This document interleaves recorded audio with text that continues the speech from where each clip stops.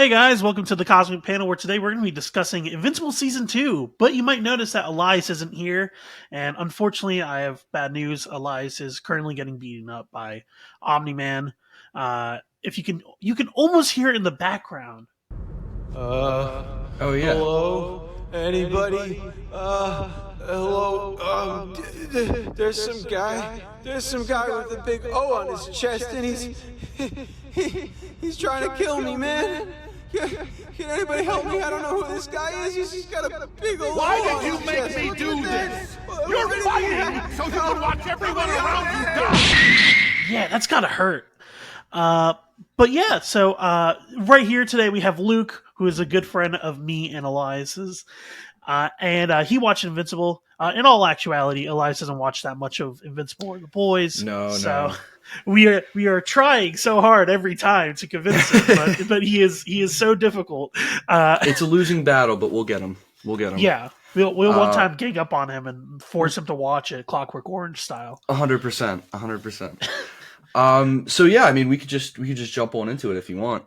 Yeah. So I wanted to ask: have you read the comics at all? So I read up to, I want to say, issue 100 and like 10 maybe. I didn't get super far. I mean, that's far enough. Yeah. I've gotten like past a lot of this stuff and kind of in some new territory. But yeah, I read it. I really enjoyed it. But in all honesty, I think the show is doing a better job of pacing the story to be more impactful. Oh, 100%. The thing with the show that I think really allows it that breadth of creativity is the fact that Robert Kirkman isn't limited, because when he originally did Invincible, they were like, hey, sales are declining. You got to give that twist. You got to give us that something. And I think the show kind of can sit on its laurels a little bit, especially in season 1. It really was like allowed to cook. It was allowed 100% to at that time. Yeah, it simmered. Yeah. So I wanted to ask, in comparison to season 1, what did you think of season 2?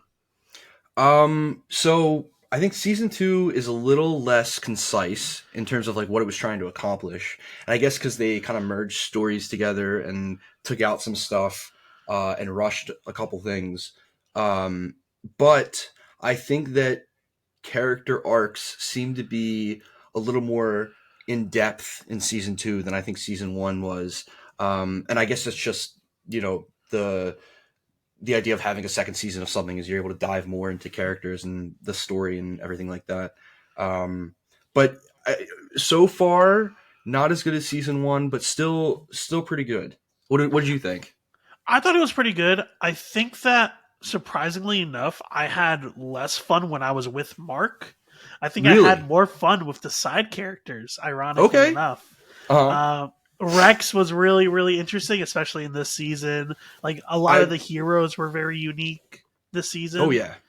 I love the turn that they did with Rex now, where it's kind of like all fun and games are over for him. Like, he understands that there's consequences to being a superhero and what that kind of means in the real world.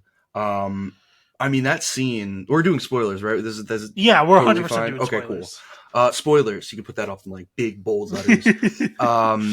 Yeah. So I mean, just don't that whole sequence. Yeah. That whole sequence where the Snake Squad. What are they called? It was a ripoff of like G.I. Joe. Yeah. And like Cobra. Where like they're originally presented to be this kind of like joke team, which in reality they are. Like they're not. These no pun it's just the intended, Guardians suck. yeah, it's just the new Guardians are terrible, and they're just outmatched in terms of like thought process. They're not thinking anything through. But I do have something to say on that. But so that whole attack, where they're trying to like steal from the bank or get the nuclear launch trying to hold them as hostage. Yeah, they're trying to get the launch codes, and you just have this massacre. Like.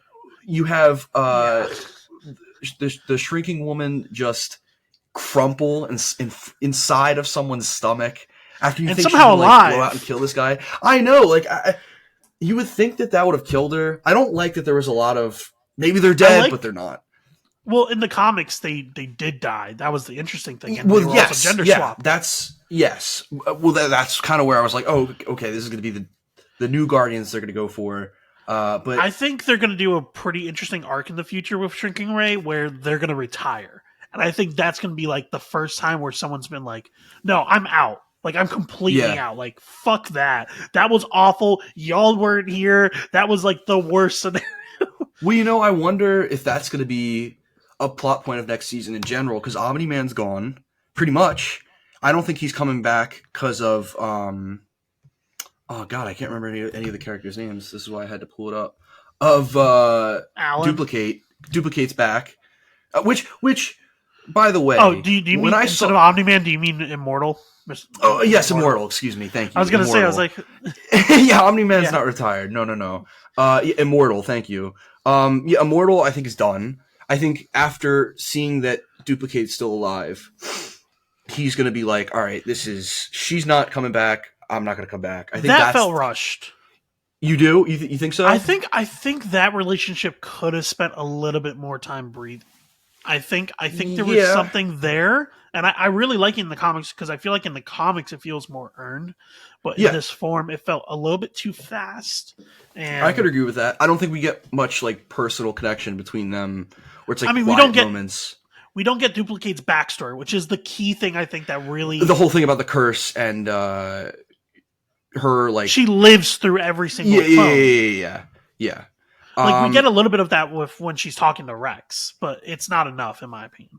No, it isn't. I think that whole backstory, I think, actually would have helped that ending where we see her again kind of hit harder, because then we realized, like, okay, she's finally taking something for herself, kind of like she's done being the hero that she was trying to be for so long. Which I wonder why such the change. I guess because she's died so many times before. I guess I don't know. Maybe it's in the comics. It was revealed that she had always had that duplicate back there. Yes, she was no. Yeah.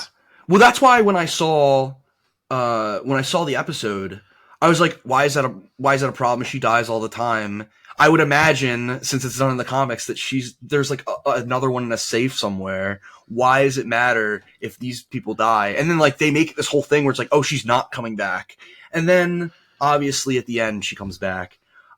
Which I guess they did for, like surprise effect. But yeah, I think that having more of her backstory would definitely leave more impact for that meeting at the end, and just in general, I think of her character arc.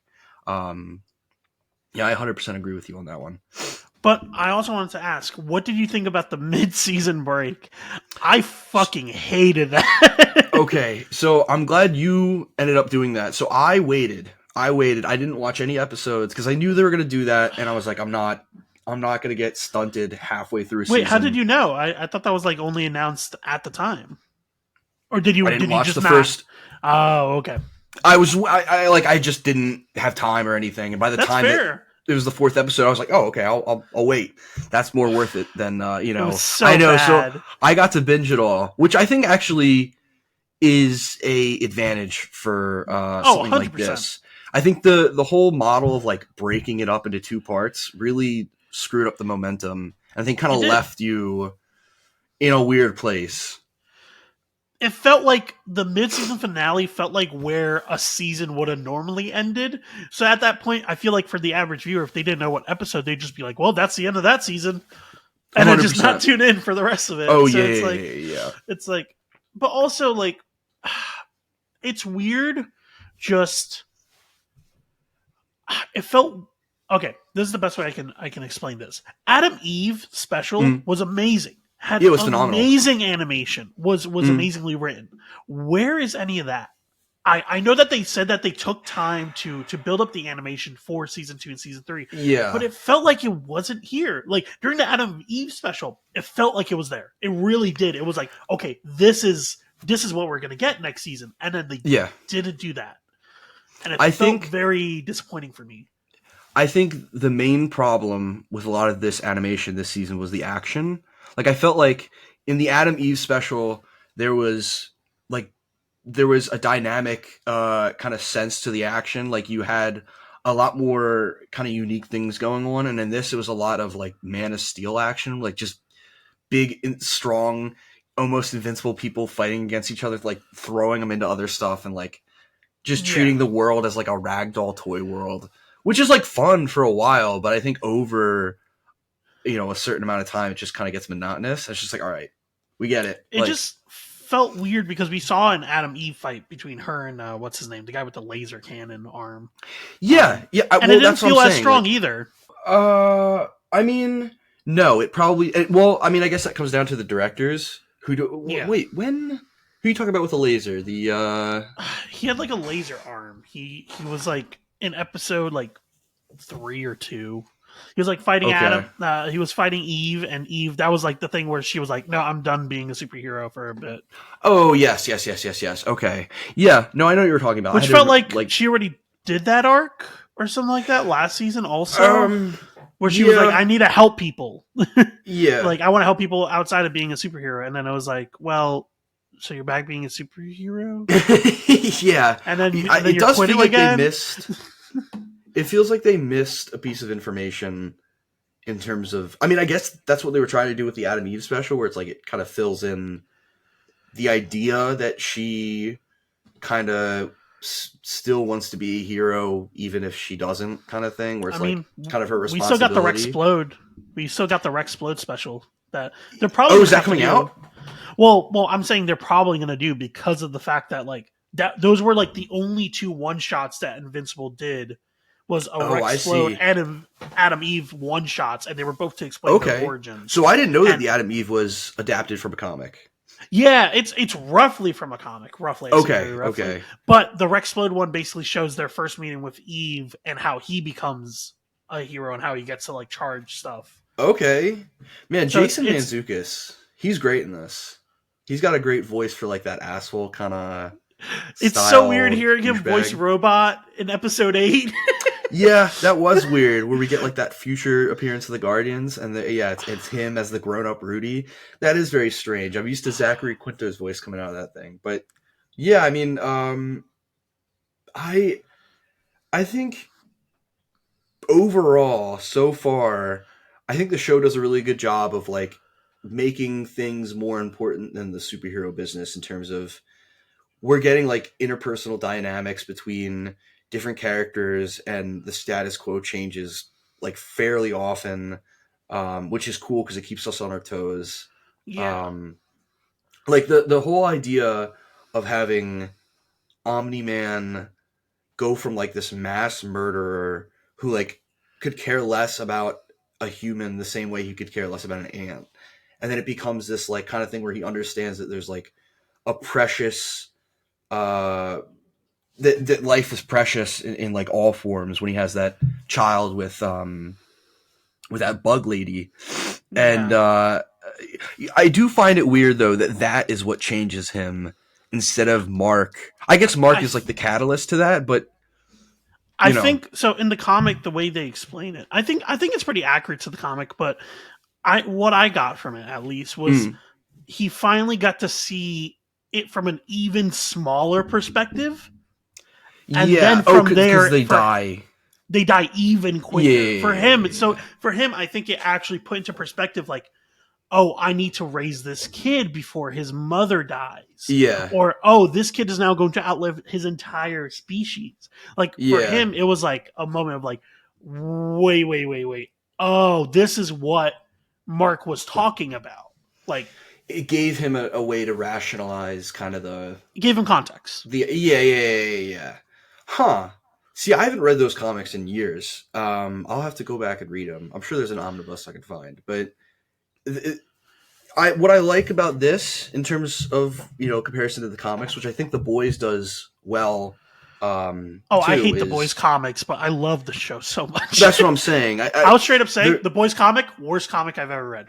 It's straight super up. Edgy. Well, this isn't a boys video, but we'll probably do that at some point. But I find that this has the ability to, like, I feel like it adds more life into these characters. Like, I don't know about you, but I think in the comics the characters come off as kind of bland to a degree. No, definitely. They're definitely like stereotypes. cardboardy almost. Yeah, like they're not anything complex. You get backstories and everything, but it doesn't feel like they've like lived a life really. I feel like in this, like the way they set up kind of the dynamic between Rex and Adam Eve, and then Rex and Duplicate, and then Duplicate with Immortal, and then like Ray with the rest of the team in terms of yeah. Like you keep feeling like this is a real team with real people who are struggling with just being a superhero in a world like this, and having your coworkers die like right next to you, or falling in love with a coworker or something like that. I feel like this has more like life to it than the comics, which could just be because it's animation and there's voice work and stuff. You get the moments in between. I feel like exactly you get those small moments. Exactly, it's like the quiet stuff that you get. The dialogue heavy scenes that I really love. Like the whole scene from when Mark from when he comes back from his like multiversal travel, after he comes back, and it gets to that kind of climactic point where he's at the Grayson's household and he is holding Mark's brother and his mom hostage. Like that's some of the best parts of the whole series for me, or the whole show for me in general. 7 and 8 were for me the best episodes. Yeah, like you get this kind of tension of this horrible human being toying with like an innocent mother and an innocent like baby who like can't defend itself, even though it's like pretty much immortal, invincible, but like it's still the idea of this like big dude hurting a little baby. That's horrible to watch. And well, him breaking Debbie's arm. Yeah, like he snaps her arm in half, and you keep getting Mark like pissed off, just ready to beat the shit out of him, and then he teleports away because he can't do anything when it's like he has to remove that distance between him and another person in order to actually do something, and he has no ability to do that in the situation. But after you see this kind of like whole rigmarole of him going through like different universes, you get him seeing this guy who looks like Batman. If you've seen this interview, Robert Kirkman like legally can't say that Batman's in it, so they're asking him like, so someone asked him, "Oh, so Batman's in the finale?" He's like, "No, it's just a man who just so happens to have a cape, who just so happens to also have something that has to do with a bat." Yeah, like there's that kind of whole thing, and then they do the people are already reanimating the Spider-Man scene with like Spider-Man. I saw that. Look, Brown Table. I get it. Yes, Brown Table, who's a fantastic YouTuber. I found that whole kind of Agent Spider thing was annoying. Like, I get it because it's because he did the crossover in the comics. I get it. It was so unnecessary, though. It felt unnecessary. A lot of it, especially like it was a lot of fan service. It was a lot of fan service. Yeah. In a moment where honestly fan service was not really needed. No, it was just the tension was already there. Exactly. It was very like you're like already tense, and then you have like Spider-Man, and at that point you're just like, I love you, Spider-Man. Get the fuck out of my story. I gotta focus on this. I know. It's like Prof Ock or something like that. Yeah, Prof Ock. It's a Doc Ock. Yeah. It's like very clever. But so like when he does all that thing, and then when he finally comes back and he actually gets Levy and he kills him, you're supposed to feel like Mark crossed the line. Like the same way you would feel if Batman had killed the Joker in his first like 5 years of being Batman. I don't think that they equate. Yeah. I feel like Levy that's the moral gray area that what's his name? I always forget his name. Who, Mark? The guy who's in charge. No, the guy who's in charge of the department. Oh, Cecil. Cecil was trying to point out was like, you didn't have a choice. But sorry, go ahead. I think it's less about like we feel guilty about that, but more about the fact that Mark promised he would never be like his dad, and that equated to never killing, and he finally broke that rule. And I will say I do love the line where he goes, "I thought you were stronger." Because it has double meaning. I thought you were stronger as in he thought Ancient Levy was stronger, but also I thought you were stronger like myself. I thought I was stronger than my dad. That monologue is fantastic. I mean, Steven Yeun is incredible. The voice cast in general is just amazing. In general, I mean, Gillian Jacobs kills it. Stephen K. Brown is incredible. Everyone. Walton Goggins is awesome. J.K. Simmons, bro, with that last line. I think I miss my wife. Oh my god, it's so good. He has proven, I think, after something like this, that he is just as good of a voice actor. Mark Hamill.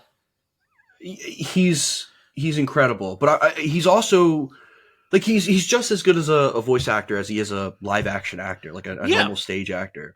He's incredible.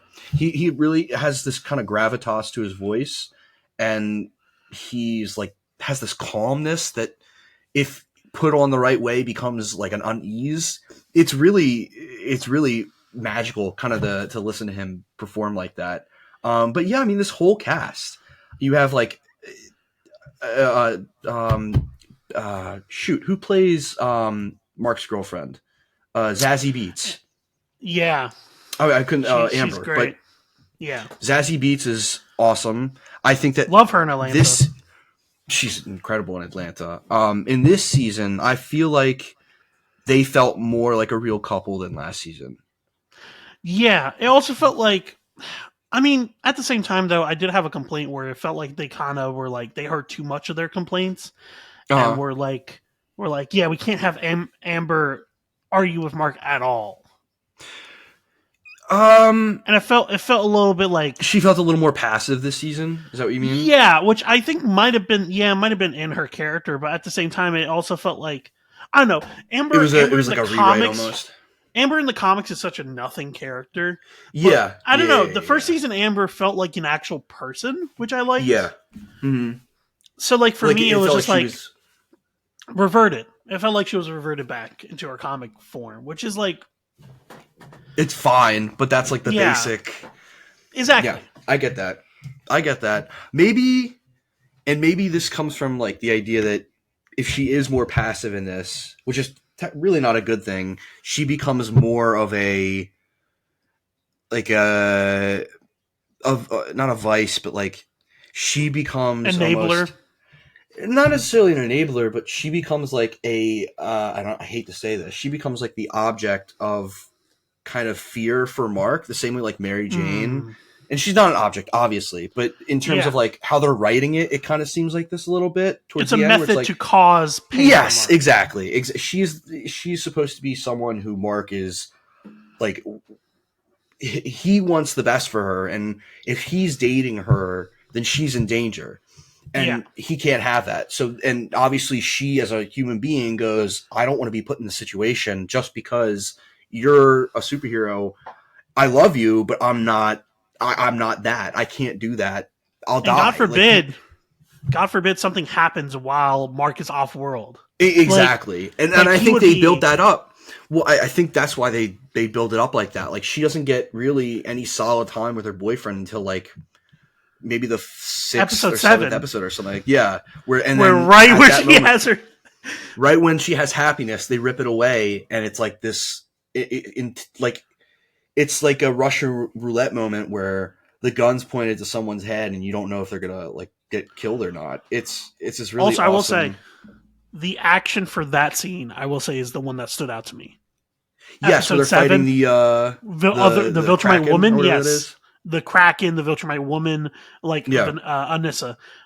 Those are the moments that stood out more to me than episode 4. Honestly. Now, do you think they're going to continue the Anissa arc? I don't think they will. I think they will. I think they will, but I think they're going to add more respect to what it entails. Okay. I think we're not going to spoil that because that's something yeah. But I think they're going to.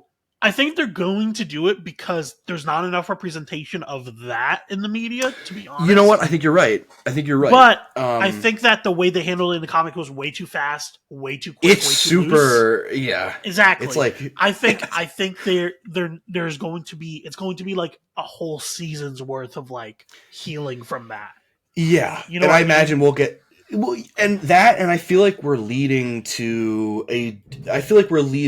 towards kind of there in terms of like we get Adam Eve reveal that she loves Mark when she's in which the is exactly future. how it happens in the comics too. Yes. So I think they're following They're following where the basic we're trying to beats, go. but making a different route for themselves. Exactly. That's the best way to put exactly. And I like the way they're doing it. I've said that before, but I like the way they're doing it. I will say, I think the worst edition of this season is Ben Schwartz as what did they shapeshifter lad? What did they call him in this? Yeah, I know exactly who you're talking about. Russ Livingston is the character, but it just the sequence were like okay, like it just felt like very like a whatever arc, to be honest. Maybe you can help me. How was he able to get controlled at the end? He's a Martian. The whole idea is that Martians can't. Their skin is impenetrable by the Sequids. No, that wasn't the Martian. At the end, that was the real astronaut coming back to. That was the real astronaut coming back into his house and being like, at least, the least a Martian could have done is clean up my house. But the thing is that see. He had a single Sequid in his digestive tract or whatever. And then they didn't. I thought, which is like, why would you not bring him to the hospital to get checked up on?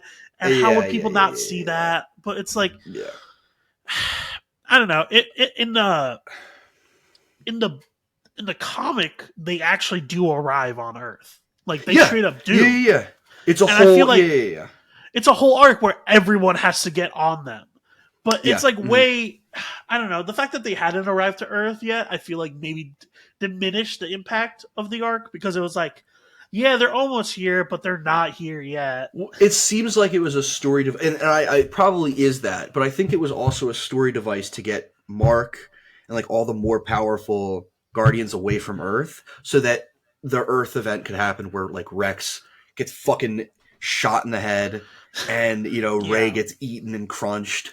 And then Duplicate dies. It seems like they were trying to make it more plausible for this group of superheroes, the ones on Earth, to like fail and get screwed over. Because if Mark was there, would have just been like he is a Mary Sue. Like if you want to talk Mary Sue, like he can't die. He's literally invincible. That's like the whole thing. Well, I always will say I love that the book and show is called Invincible because it's not actually about he's like bulletproof, but like it's not actually about him being invincible. It's more about him as a character, his character being invincible. Of course, which I like that like double meaning where it's like it's like the same thing as doing something with One Punch Man, where it's like you can have a character be the most powerful character, but also still have them be a character, like still have Superman.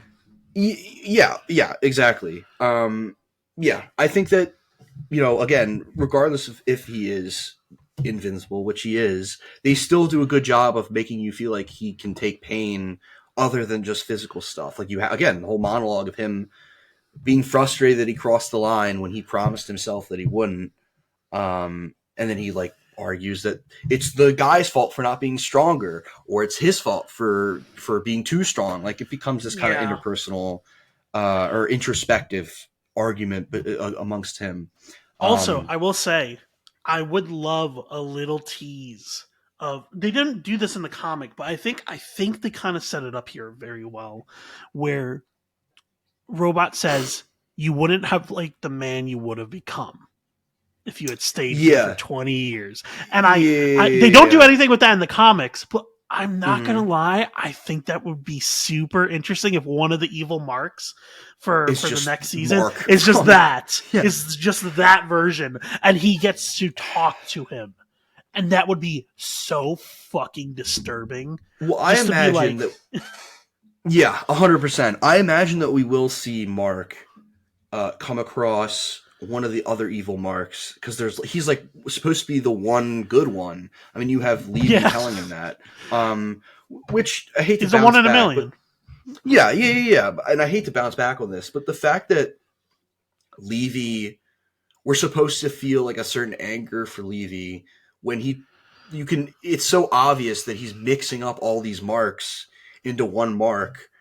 And maybe the idea is that they're trying to like show that I think it's Go ahead. less that we're I think it's more that we understand that our Mark is good because we've seen everything from his perspective. But from Engstrom's, it's he's seen the story over and over and over. It's like being forced to watch your worst fucking nightmare over and over and over again. Yeah. So for him, he's like, fuck it, I'll break a couple eggs to make sure that this world doesn't have a couple 100 million people die. See. Okay. Yeah. Like, yeah, I'd rather risk a child and a mother to save 20 children and mother down the line that he'll just straight up execute with his hand at like death row. Yeah. And then the idea is that Mark is supposed to be this like world ender kind of. Yeah. He becomes like a fascist dictator almost. But yeah, that makes sense. I do love all those like different sequences where you get to see evil Mark. Steven saying those lines, bro. I know, incredible. He really does a great job. Next season, he's going to get a big paycheck, I hope, for all those evil versions of himself he's going to have to voice. He deserves it. He deserves it. I mean, he's great in everything he does. I'm pissed that we lost him a century, but yeah. Let's not talk about Marvel. But yeah, so I think this show really. Its best foot forward is when it's kind of relying on these really talented actors and actresses to bring to life characters that have the potential to be, so much more. Yeah, so much more, and have so much emotional and impact that it feels more real than a lot of the other superhero material we're getting, which is like I think the same kind of benefit that something like The Boys or Gen V gets, where it's like it's not this kind of normal story. Like it has the tent poles of like what a superhero story is, which is like good guy, bad guy. Doesn't necessarily mean that those are like concrete terms, but like that's how they're following the idea, and they have powers. But anything outside of that is kind of it's at the comic creator or this story's mercy. Like the idea of almost someone killing a baby, like a villain almost killing a child. Like I genuinely was like, I know they don't do it, but you have this dude tossing around a baby, and like you see it literally tossing after it like hits its head. It's like, oh my god, this is horrible. Like I feel like something like this, where you get like a different type of love triangle between someone like Immortal, Duplicate, and Rex, or then Rex, Duplicate, and Eve, even though this is last season, but still this mature kind of storytelling, I feel like really propels a superhero story like this into something that can become, not just mainstream, but really important to people. 'Cause it's like a method of portraying these themes, but in still this kind of fantastical setting. Yeah, no. I will say, I think the thing that I'm missing from in comparison to season 1 to season 2 is the slow burn storyline. That first season had that amazing slow burn storyline where it's Omni-Man. It's like a murder mystery, but who it's a murder mystery, but on the other side. And you have that slow buildup of Omni-Man slowly breaking. Yeah, so it reaches a fever point.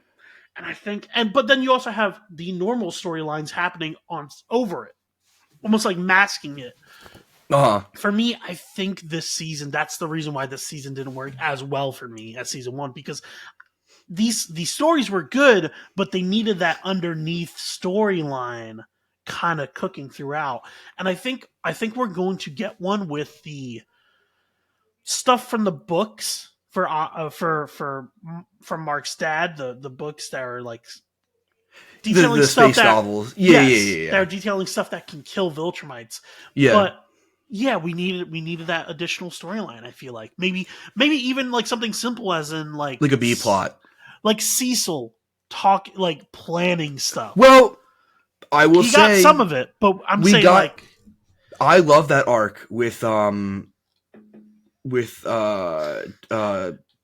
guy who looks like King of the Hill. The guy who looks like Bobby from King of the Hill. I love that character design. No, He just he's- looks he's like great. a normal dude. He's like He's an in the average comics. cubicle guy. Yeah, Yeah, he is. I can't remember the actor is incredible. He's in Silicon Valley, and he's a completely different character. But yeah, Donald. that whole Donald. Donald. Thank you, Donald. That whole arc was great.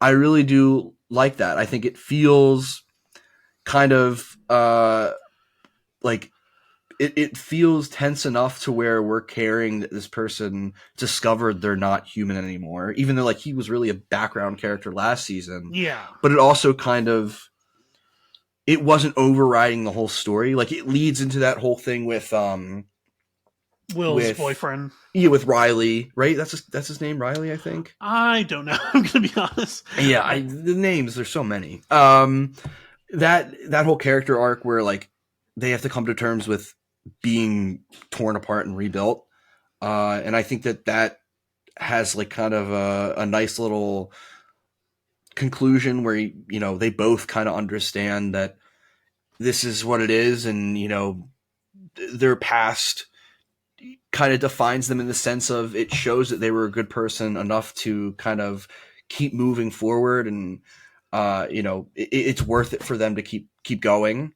I thought that was a really sweet little like B plot. But I do wish we get more Cecil, or we had gotten more Cecil. I think we will, but he is just an interesting character, especially with Walton Goggins voicing him. Yeah. I will also say, kind of surprised he didn't have more stuff prepped already for the Viltrumite one. Yeah. That felt a little bit out of character where I was like, well, he already kind of like had some stuff prepped. So like, and this is also like 9 months after the Omniman attack. So it's like, why didn't you already have stuff ready just in case? Yeah. Yeah. You knew that the Viltrumites are coming. Yeah. Which I'm curious if they're just going to keep sprinkling that kind of idea until maybe like the end of next season. Where it's you have kind of like people coming in, maybe like a once in a while, like a couple episodes it will go by, and then a Viltrumite, like something with the Viltrumite storyline will happen. Well, I think the big Viltrumite, which I won't say who, but you know who I'm talking about. I think they're going to appear as the Stinger for next season. Oh, so you think that'll lead at like the season end? 4? Right into season 4, and then it will just be that fight, because I think that would be a great way to be like, oh no, we're in wartime now. Like get your shit together. We're going to Vietnam. Yeah, I'm curious if they'll do that, if they end up doing the like split the season into 2 parts for season 3. I wonder if they'll do that as the end of part 1 of season 3. If they do split it into 2 parts, I need them to be more episodes. That's I think the killing blow is. Yeah. I want it to be, if you're going to split it into 2 parts, I need it to be at least like 6 episodes each. You want more meat on the bone. Yeah, you want more. Yeah. How many episodes was last season? Was it 8? Last season was also 8, but it feels more. It felt like more because it was condensed, I guess. Yeah, well, also because like I said, they had that burning plot line. They released weekly. They didn't take a break when they were releasing it weekly. I watched it weekly. Mm. So for me, it was like every week I was like, oh, here's the next thing. Okay. So, yeah. Something tells me they won't, because I think they got a lot of backlash for the whole 2-part thing. Yeah, I think so. Next season. But I'm still very excited. It seems like they're at work, and I just want to get back to the world. Yeah. I miss it already. So I wanted to ask, you probably know since me and Elias do this, what would you rate it out of what? I would rate it. So we usually do 5 and then blank something from the show or movie. Okay. So out of 5 we're doing? We're out of 5, yeah. Okay. I'll give it I would give it I'm going to give it... You can do a 3.5 also. You can do 0.5s. Okay. I'm going to do a 3.5 out of 5. Only because I feel like it kind of felt like a middle season, almost in the sense of like we're just getting stuff kind of prepped for something to be bigger next season. It's still good. Like technically it's really well done. All the acting, all the sound design, all the direction is really awesome. The animation could be a little bit better in terms of action sequences, in my opinion. Yeah. but it's still Invincible. The only reason I'm giving it a little bit of a lower grade is because compared to season 1, and I think compared to what might come next, this kind of feels like just get ready, you know? Yeah. Oh, but 3.5 bug women, pregnant bug women out of 5. Good one. I'm going to agree with you. I'm going to say 3.5 Donald's being killed by a giant squid. I love it. I love it. Yeah. Overall, comment down below what you thought about Invincible. Tell us what you're excited for season 3. And yeah. Till next time, remember to like, subscribe, support your local comic shop, and read comics. Read comics, guys.